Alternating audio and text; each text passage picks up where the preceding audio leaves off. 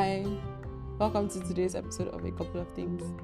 As of this recording, we're in January 2024. I've been trying to complete a certain book since I first started reading it in August 2022. In that time, I've completed other books and read a ton of articles. Over the past few days, I've been wondering why can't I let this book go? And when is the right time to give up on something? And not just whether to mark a book as did not finish, but even bigger things like learning a specific skill or trying to apply to a program. And that's what I'll be discussing in this episode. For a very long time, one dimension of my identity was tied to books, reading them, owning them, discussing them, reviewing them, completing them. Practically every year in primary school, I won an award called the Ardent Reader Award. It was never really a competition with the other people. It was pretty much a given that I would win it. And I always finished every book I read. There are very, very few books that I didn't finish. In fact, I can only recall of one book that I didn't finish. That is why this thing is bugging me. Why can't I finish this book? What is the problem? There's a school of thought that finishing things is a sign of being able to do hard things. It's grit, it's dedication, it's discipline, it's consistency, it's mental fortitude. Don't quit when it gets boring, or you get tired, or you have no motivation. I don't think that not finishing this specific book is a mark of indiscipline or whatever in my life. And after much reflection, I realized that the reason I'm still holding onto this book, or at least the primary reason, is because it's one of those professional books that everyone in my industry has read. Almost everyone recommends it as a book that every product and UX person must read. I largely agree with the concepts, and in fact, I have been practicing many of the things in the book even before discovering it and its author.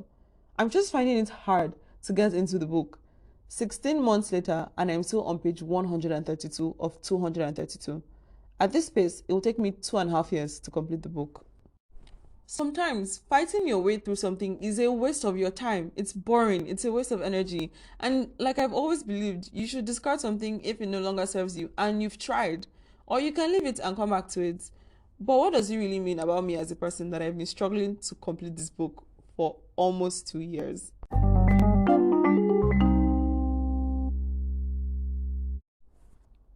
I don't believe I like grades, and people who know me would never use that to describe me because there are so many things that I have done that I've continued to push hard at when I knew that it was something that I really wanted and it was very important to me. And that's why I think it depends. I've been trying to come up with a framework for how to determine when it's time to let something go or whether to keep trying, and I haven't quite landed on something yet. On the question of should you keep going or should you give up, I do think that it's can be helpful to step back from something when it's not working so that you can look at it from a different perspective or get help from someone or come back to it at a later time. I'm sure most people can relate to times where you were trying to complete a task at work or maybe a paper at school and you were trying and trying with no success. In those situations, you usually couldn't just give up and go on with your life and forget about it. Sometimes, if you took a break from that task or assignment and went to do something else, when you came back to it, you were able to actually get something done. So back to the book. I think of it more as a reference book than a book that one should sit down to complete cover to cover. And I don't think that all books are meant to be read cover to cover. At least I don't think so anymore. Especially books that are about like how to do something and like technical practical books. But let's zoom out a bit again. Suppose you're a founder.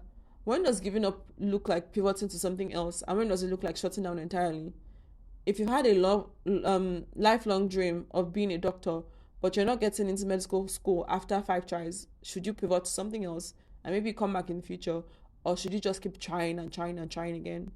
Everybody says that if you keep trying the same thing again and you're failing and you keep doing it, it's foolishness. But in thinking about this, I think I found my answer as I talked to this. Maybe you don't ever really give up. Maybe what you do is pivot into a new field, a new goal, a new product, a new way of doing things.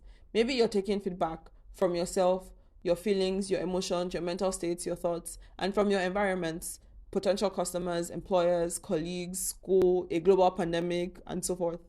And you're iterating on the process or on your goal itself. Maybe we're all in a constant state of pivoting. What do you think?